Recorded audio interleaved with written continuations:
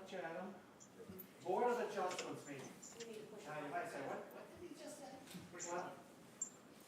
Sorry. Welcome, everybody, to today's Town of Chatham Board of Adjustments meeting. Now, why did I use that term? Well, really, the Zoning Board of Appeals, but I noticed that there is a nationwide move to go from appeals to adjustment. And I don't know, Randy, the word appeal means a lot more to you, doesn't it? Some of your clients, as opposed to what we do here? I don't know. It's confusing. Anyway, I'm just kidding, of course, but In New Hampshire, it's Board of Adjustment. it is? Okay, Always has been. really? That's a good idea. Let's copy whatever New Hampshire does. Well, anyway, enough of the silliness. This meeting is being recorded and will be available shortly hereafter for scheduled and on-demand viewing or on any smartphone or tablet device. If anybody else is recording the meeting, please let us know. The meeting of the Zoning Board of Appeals is being conducted remotely in accordance with Section 20 of Chapter 20 of the Acts of 2021 and shall afford adequate alternative means of public access via Microsoft Teams by calling the phone number 1-508-945-4410. Then you have to put in the conference ID number, which is 128-652-481, and then hit the pound sign. Or you can join the meeting online via Microsoft Teams through the link in the posted agenda. Despite our best efforts, we may not be able to provide for real-time access, and we will post a record of this meeting on the town's website as soon as possible. In accordance with town policy, the public can speak to any issue/hearing or business item on the agenda during the meeting when recognized by the chair. To authorize this form of meeting, we need a vote by all the members, and please give your full name. Buck, would you please start? Buck Upson, and I approve of this format. Megan Story, approved. Paul C. Semple, I approve. David S. Nixon, I approve. David R. Thompson, and I do approve. Randy J. Partosh, approve. David H. Veach, I approve. Thank you. The format has not changed, but today the notices will be read by Sarah B. Clark. Sarah is the PPO for the town of Chatham. That is the principal permitting officer. She also is the executive secretary of this board, as well as the HBDC. Following that, the applicant or their representative will make a presentation. When they're done, I will ask for anybody here in the audience or online who wishes to speak in favor to do so. Following that, I would read any and all correspondence that we might have. Following that, we would ask that anybody here or online who wishes to speak either against the application or has a specific question, it's their opportunity to do that. Following that, there could very well be some rebuttal. Then we would have members' questions of anyone who would present anything during the application hearing. Following that, we would close the hearing and go into deliberation. Deliberation is not open to discussion by everybody unless a member invites you into the discussion. In Massachusetts, to be successful, you need to have a supermajority. Here we have 5 votes. That means you have to get 4 votes out of the 5. The voting will take place after our deliberation. Voting today would be Buck, Paul, myself, Dave T., and Dave V. Is any questions? Okay. So we're going to start backwards today. We're going to go to our last application, which is 22-010. Oh, before we do that, I'm sorry. Paul, could we have a motion on the minutes from last meeting? Yes, I'll move to approve the minutes from our prior meeting. I'll second. We need a roll call vote on this. Buck? Buck votes yes. Paul? All votes yes? Dave? Dave votes yes. Dave? And Veach votes And I yes. vote yes. Almost forgot that, Sarah. Okay, back to application 22-010. Application number 22-010, Chris Dietrich, care of William F. Riley Esquire, P.O. Box 707, Chatham, Mass. 02633. Owners of property located at 146 Strong Island Road, also shown on the Town of Chatham's Assessor's Map 13M, Block 42, Lot C45. The applicant seeks to enlarge, extend, or change a nonconforming dwelling on a nonconforming lot via the demolition of the existing dwelling and the construction of a new dwelling and swimming pool.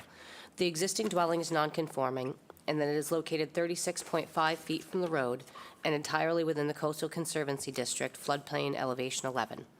The proposed dwelling will be nonconforming, in that it will be located 36.8 feet from the road where a 40-foot setback is required, and within the Coastal Conservancy District where a 50-foot setback is required.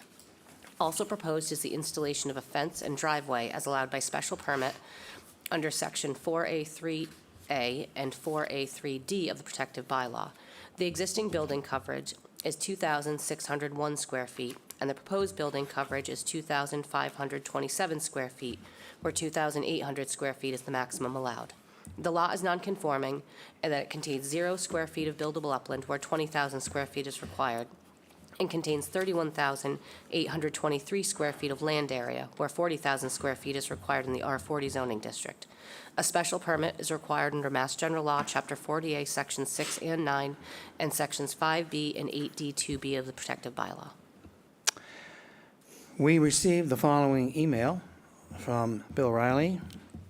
He wrote on Thursday, February 24th.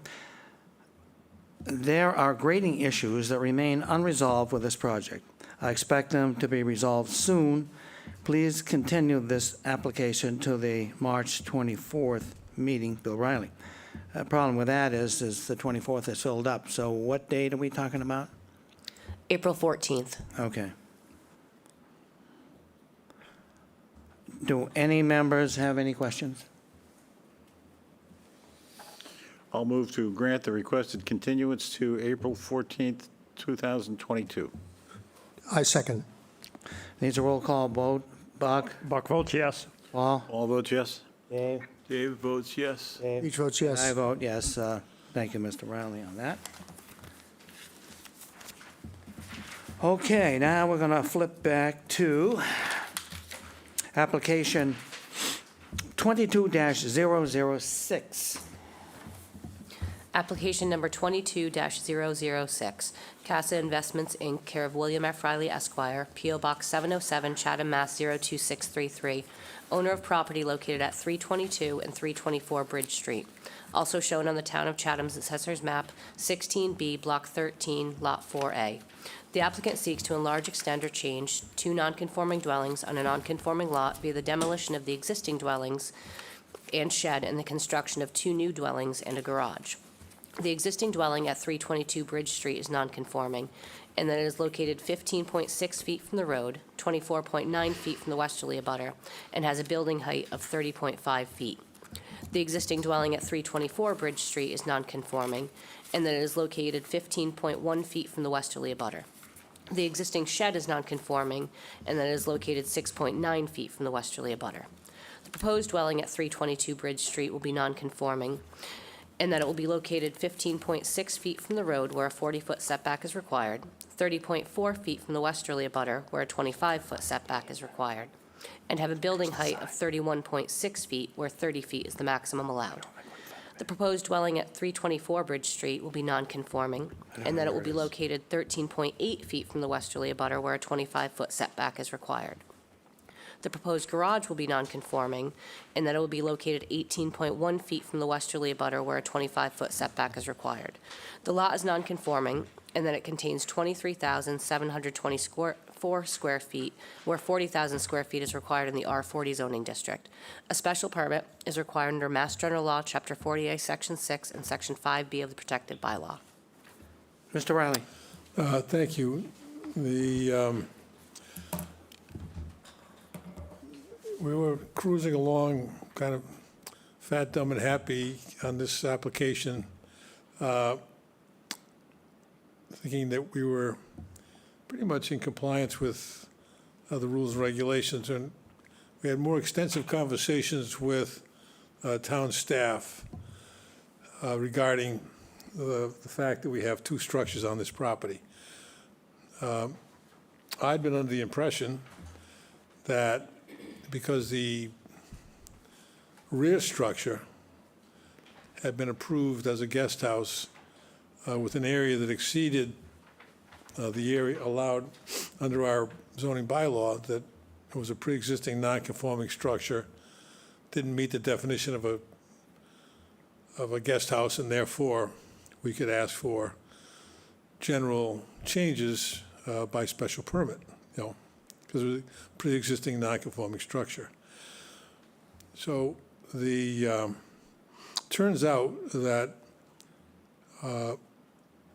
through town staff, I learned there was greater concern because it had really been approved as a guest house, which under our bylaw has a specific set of conditions, even though one of those conditions wasn't being met under the approved decision. We had greater living area in the guest house than was allowed under the bylaw. However, there are other requirements in the bylaw regarding guest houses that were in compliance. So, for instance, a guest house can't have more than 2 bedrooms. So the town staff felt, and I am now in agreement with that, that we have to advertise this as a guest house, and that we could not request an additional bedroom without making that a variance request. And we have 3 bedrooms in the proposed structure, so we have to request a continuance to do a redesign. However, I had lengthy discussions with Jay Briggs, our building commissioner, who's here today, regarding the living area in the guest house. And Jay and I are in agreement that because the existing guest house is non-conforming as to floor area, that it's a pre-existing non-conforming structure in that regard, and that we can come forward and ask for a change in that non-conformity that would result in an increase in the floor area of that rear structure. So I just wanted to alert the members as to sort of what the issues are here, and to report that we will be back. The redesign of the rear building will only have 2 bedrooms. Mr. Briggs, Jay, who's present today, was also concerned that the guest house, by definition, has to be subordinate to the main house. And that means it has to be smaller than the main house, thinking sort of in common sense terms. So we will be back with a design that has only 2 bedrooms. It will be smaller than the front structure, the main house. But we are going to propose an increase in the floor area. So the floor area will be, as proposed, will be greater than 50% of the floor area in the main house. So that's just want to explain where we are and request a continuance to the 24th, which I now know is full.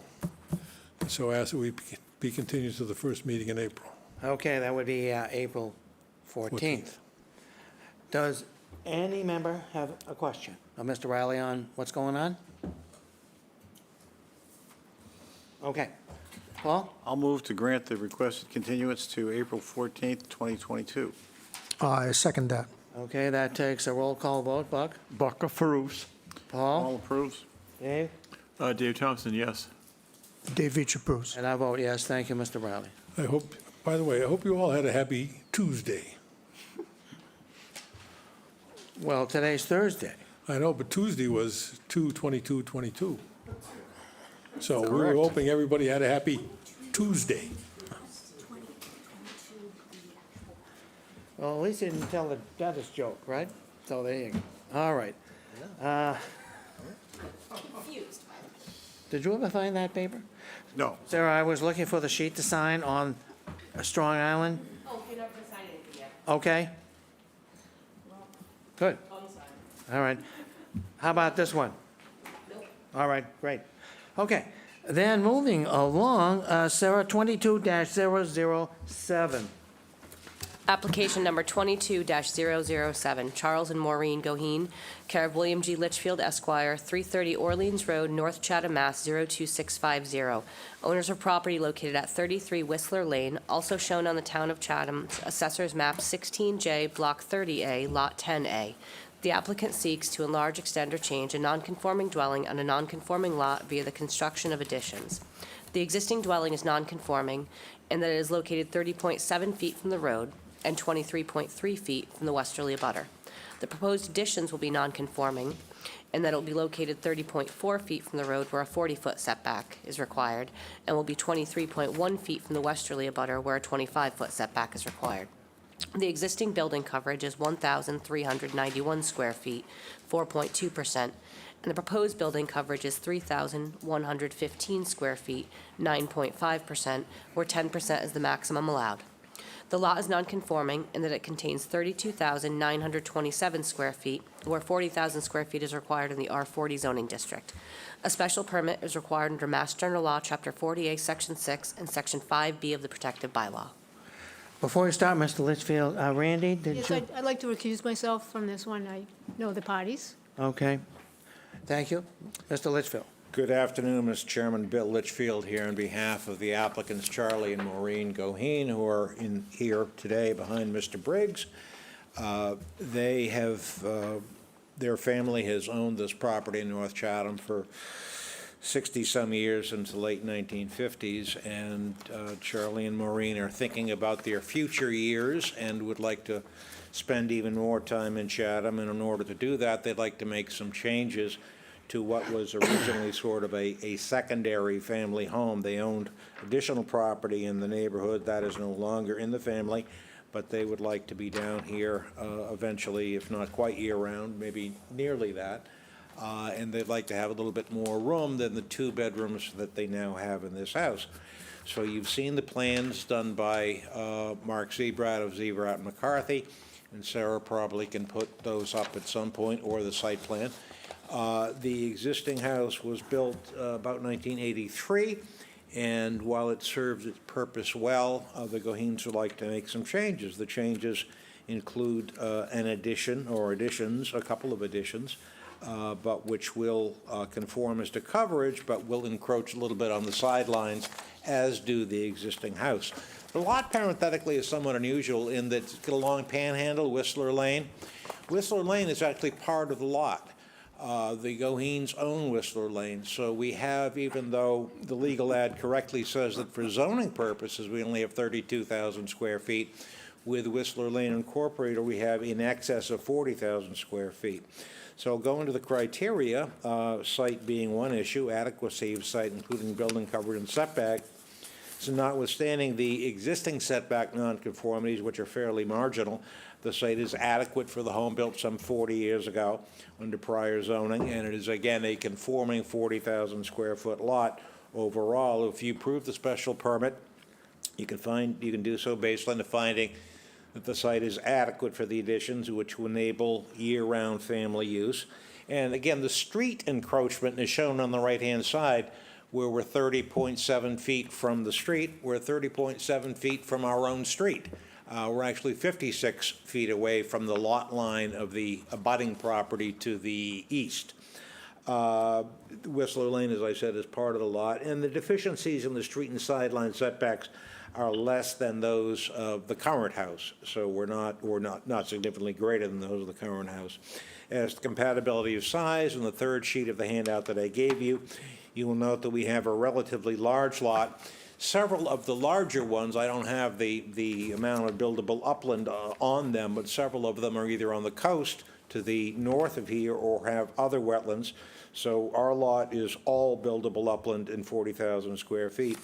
But with existing living area of only 1,600 square feet, we have the smallest house and very low coverage at 3.2% of the entire lot. If you approve the special permit, you can do so on a basis on the finding that it will remain compatible. Coverage will be 8.2% of the entire lot, and it will be consistent with the size of neighborhood homes. It will remain a reasonable, compatible, and appropriate home. And the chair will later read a couple of letters from neighbors, butters, who have written in support of it. Parenthetically, one of those abutters is part of a family, another family that owns several properties in the neighborhood. As to the extent of increase in nonconformity, again, we have on the right-hand side there, the east side where Sarah has the cursor, we're 30.7 feet, 30.4 feet, 30.7 feet from the lot line or the street line. And in the rear, down at the bottom left, we are 23.3 feet away, and the extension, if you approve the special permit, will be similar. So the extent of increase in nonconformity is literally inches, about 3 inches toward the street and 2 inches toward the sideline, which is certainly not significant.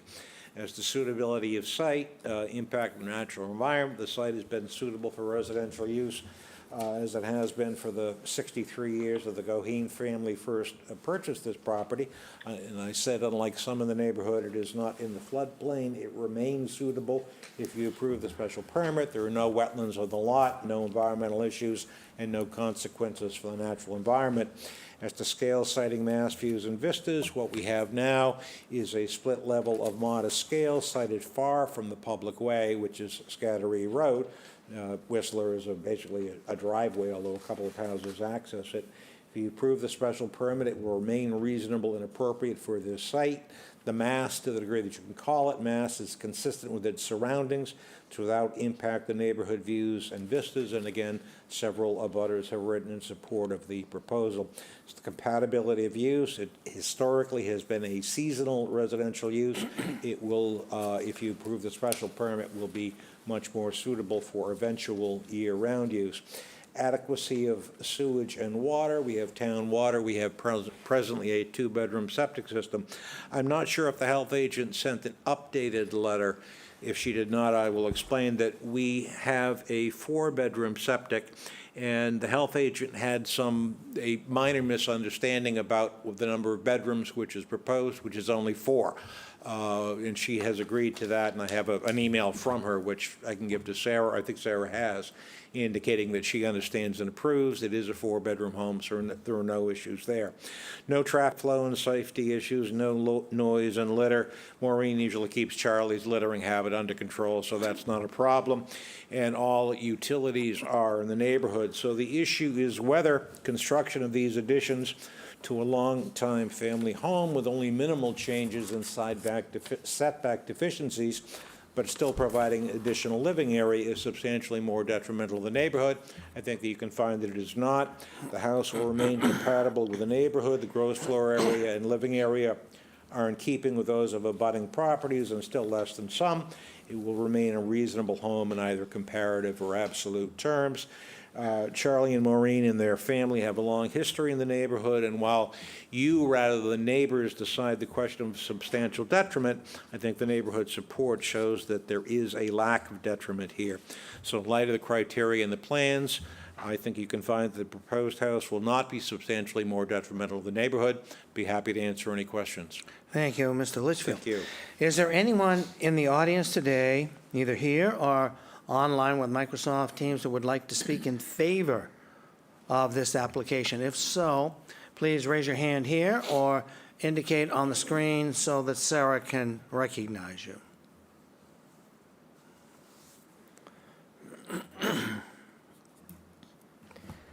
I see no one that wishes to speak in favor of this application. Okay, I will read the correspondence. The first, as Mr. Litchfield mentioned, is from Judith Giorgio, health agent for the town. She wrote on 2/22/22, "I've reviewed the plan to add an addition. The plan includes additional septic flow and will require Board of Health approval for a 5-bedroom dwelling and septic system. The existing dwelling is 3 bedrooms. The lot can support a 4-bedroom system without IA technology, but will need IA technology for a 5th bedroom as proposed." So, Mr. Litchfield, could you read that email, please? Certainly. This is from 10:47 this morning, and I believe Sarah has it in the file. Says, "Hi, Bill. I spoke with Mark Zebrat in his office this morning and went over the plan. I am fine with the proposed four-bedroom layout." Thank you. Okay, then we have an email. This is from Steve and Pam Schroeder. They wrote on February 16th. My name is Stephen Schroeder, and my wife Pam, and I have a home at 36 Whistler Lane. Our home is adjacent to Charles and Maureen Goheen's home on 33 Whistler Lane.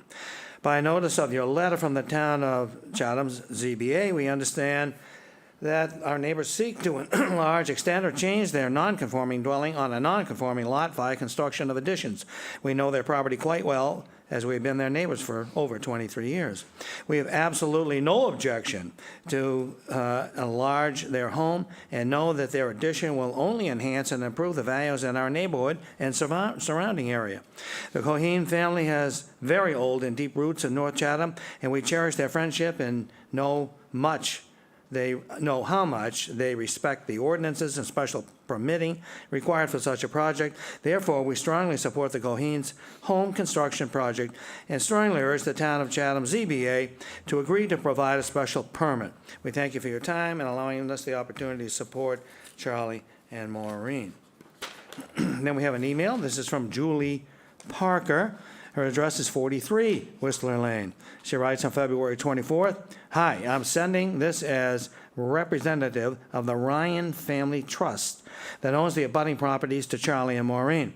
We are fully in support of their plans to renovate their property and hope you would decide to allow them to move forward without extended delay." And that is the extent of the correspondence. Is there anyone here in the audience or on Microsoft Teams that wishes to speak either against or has a specific question? This is your opportunity to do that. Please indicate on the screen so that Sarah can recognize you if doing Teams. If you're here, just raise your hand, please.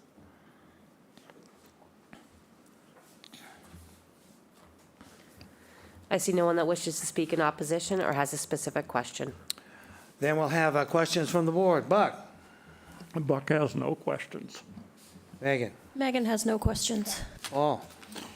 My only question would be, since Whistler Lane is a part of their lot, have they considered some kind of a toll arrangement to help defer the costs involved here? We have considered it with an exemption for ZBA members, and we'll pursue that further. Sounds delightful. Thank you. Dave Thompson has no questions, Bill. And I have no questions. And I have none. Paul? I'll move to close the hearing and move into deliberations. Dave Veach seconds. Need a roll call on that, Buck? Buck says yes. Paul votes yes. I vote yes. I vote yes. And I vote yes. Okay, deliberations. Megan? At first glance, it looked like it was a major increase in size, but when I drove down there, when I looked at it, and given that and the neighbors, I mean, it looks like a no-brainer to me, so. I agree. I think it certainly meets all of our criteria. It's not substantially more detrimental to the neighborhood, so I'll vote in favor of it. I agree with Megan and Paul, and I will vote in favor. I agree as well. Buck? I agree also. Okay. We need to condition this at all, Paul? Well, No, it's, I can't think why it's going to be necessary. There's plenty of room there for them to do the project. plus they can close off the road. That's true. That's true. We're better off not conditioning. Yeah, I think you're right. I'll move to grant the application as submitted. Okay. I second it. All right, then we need a roll call on that. Buck? Buck votes yes. Paul? All vote yes. Dave? Dave votes yes. Dave Veach votes And I yes. vote yes. That's a unanimous vote. Thank you and congratulations. Thank you very much. Okay.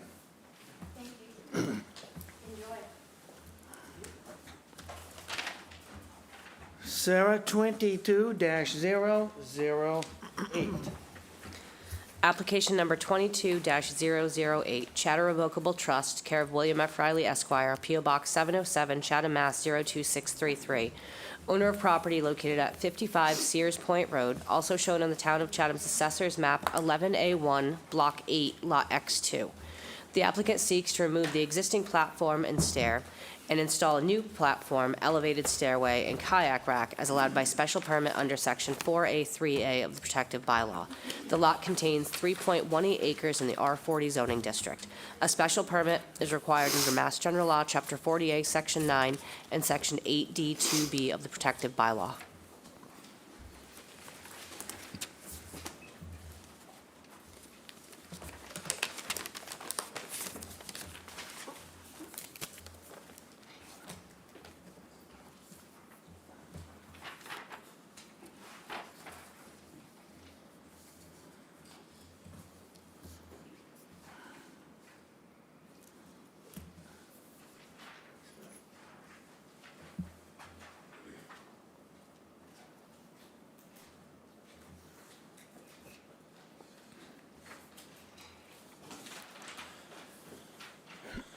Good afternoon. Bill Riley on behalf of the Chatham Revocable Trust. If there's any curiosity about the Chatham Revocable Trust, it's a little bit of Chatham history.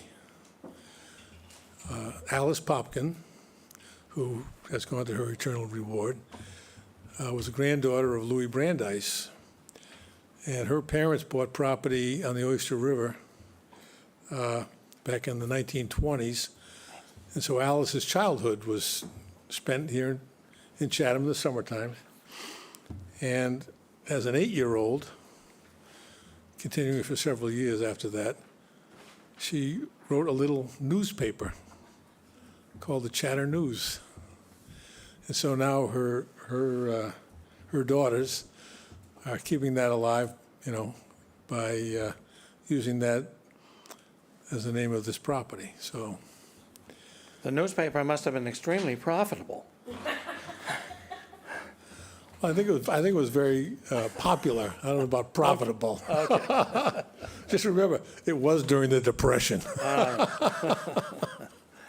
So, in any event, I assume you folks have been out to the site, and I don't know if, Sarah, do we have the, do you have this one too? So, as you know, there are existing stairs out there, and they would like to replace them with these stairs for a couple of reasons. They want to expand the platform at the top of the steps a little bit, and they wanted to have a better landing down on the beach. Right now, as you know, there's just a chunk of concrete at the foot of their stairs. It's kind of awkward. And the level of the beach has declined somewhat since those existing stairs were put in place. So they'd like to have the stairs go all the way to the beach itself, and to keep the structure from reaching too far out into the beach, they wanted to turn the final steps, the landing, sideways, so rather than projecting out further into onto the beach and the coastal resource area, it would be shorter and kept closer to the bank. They're going to use helical piers, so there's minimal disturbance for the base. The structures, they're going to use the existing structures within the revetment as support for the main part of the stairs. So I'm happy to report that Conservation Commission has reviewed the plan and approved it. So we think that this represents an improvement over the existing situation. Now the criteria we use for these is a little different than our standard Section 5B criteria. So I just did a quick take on it. I'll just read right through it. So I don't think the criteria is particularly appropriate for the stairs because they're really more designed to deal with larger structures. But The site is clearly adequate because all we're doing is replacing an existing set of stairs. The site is suitable for the proposed use because we're, again, replacing steps over a coastal bank. There's no impact on traffic flow and safety, but we do anticipate there'll be a minor impact on visual character, which we think will be an improvement considering the nature of the new stairs. The next criteria that's relevant is our proposed use is compatible with surrounding land uses. Virtually every property in town that has property on a coastal bank has steps going down because if you walk down over a coastal bank on foot, you can do damage to it. So that's why, in general, they're approved by the Conservation Commission. So we think that the impact on the environment is minimized because it's being done, also because it's being done under the authority of the Conservation Commission. So we think the visual character of the neighborhood and the impact of this is actually going to be improved over the existing set of stairs. Thank you. Thank you. Is there anyone here in the audience or on Microsoft Teams that wishes to speak in favor of this application? If so, please indicate now so that Sarah can recognize you.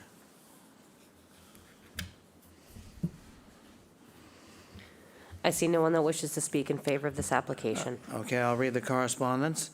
This is from Crystal Keon, and she writes on February 23rd, the project has been approved with conditions, OOC to be issued March 2nd, 2022, and she's the Conservation Commission Secretary. And that's it.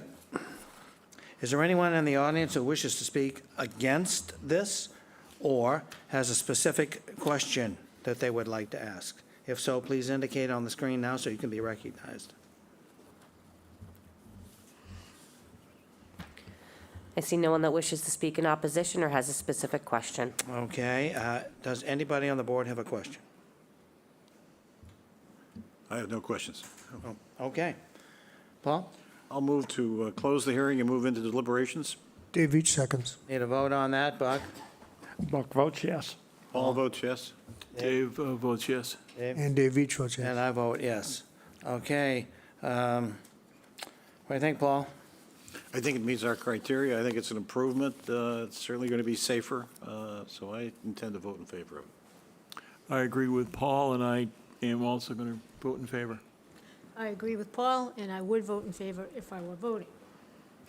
Yes, I agree. I'd also like to point out, I think it's an improvement to have the kayak rack at the base of the stairs, and everyone does less carrying up and down of kayaks or leaving them on the grass, so I'd absolutely approve it. I support for all the reasons previously stated. Likewise. Okay. I'll move to grant the application as submitted. Again, I don't think there's any need for conditions. Agreed. Dave Veach seconds. Vote? Buck votes yes. Paul votes yes. Dave Thompson votes yes. Dave Veach votes yes. I vote yes. That's a unanimous vote. Thank you, Mr. Riley. Thank you very much. Good evening.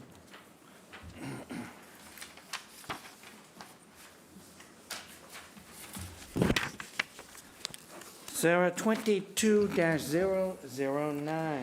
Application number 22-009, the Logan Family Trust, care of Lynn Hamlin, 690 Thousand Oaks Drive, Brewster, Mass. 02631. Owner of property located at 88 Seagull Road, also shown on the Town of Chatham's Assessor's Map 15A, Block 6, Lot H137. The applicant seeks to install at-grade steps as allowed by special permit under Section 4A3A of the Protective Bylaw. The lot contains 25,227 square feet in the R40 zoning district. A special permit is required under Mass General Law, Chapter 40A, Section 9, and Section 8D2B of the Protective Bylaw. Good afternoon, Lynn Hamlin, representing the applicant. Well, welcome, Lynn. Thank you. I'm outside of my comfort zone. I'm usually before the Conservation Commission. Well, they're tough. We're not. You seem really nice. We fool them all the time. Okay. This application, I think, is pretty simple. They're just looking for a special permit to place loose stones in existing lawn to make their access from the driveway to the front door a little easier and safer. So they have no structural integrity with one another. It's simply to provide a place to put your foot so you don't slide down the hill. Did you want to review the criteria that might apply? Because a lot of them don't. I bet yes is the right answer, That's very good. but I don't know the criteria. Well, it's right there on the front. Sarah will give you a copy. Oh, there we go. I mean, it's really, Suitability, impact of traffic. Well, 4, it's not going to have any really visual character. We're right across the street from the marina. No sewage disposal, no utilities. how about 9 and 10? 9 and 10. It's going to be just a native stone. The Conservation Commission has already approved the project and has issued an order of conditions. And I can't imagine it's going to have any impact on the visual character of the neighborhood. Thank you. Okay, is there anyone, well, there's no one left here. Anyone out there in Microsoft Teams that wishes to speak in favor of this application? If so, please indicate on the screen now so that Sarah can recognize you.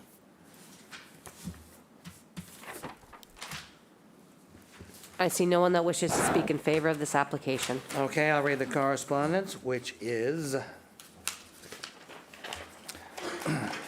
dated February 23rd. This is from Crystal Keon, and again, she's the Conservation Secretary for the town of Chatham. She writes, "Work must follow plans and conditions approved by the Conservation Commission." That's the extent of that. Is there anyone here or in Microsoft Teams out there that wishes to speak either against this application or has a specific question? If so, please indicate on the screen now.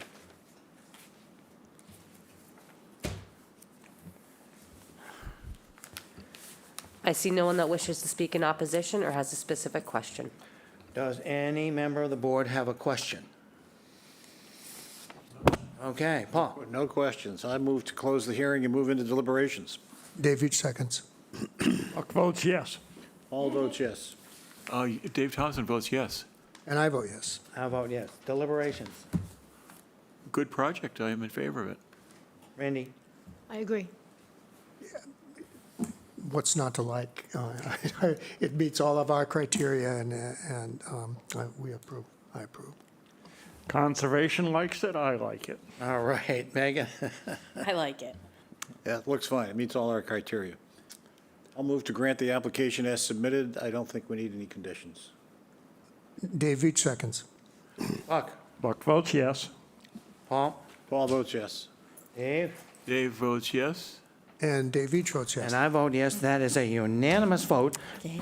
Thank you very much. Thank you very much. I promise you, when next time you come back, it will not be this easy. I probably won't be back. Oh, you will. Thank you. That's a record. You didn't even spend 5 minutes on it. So. I got 1 for 1 on me. All right.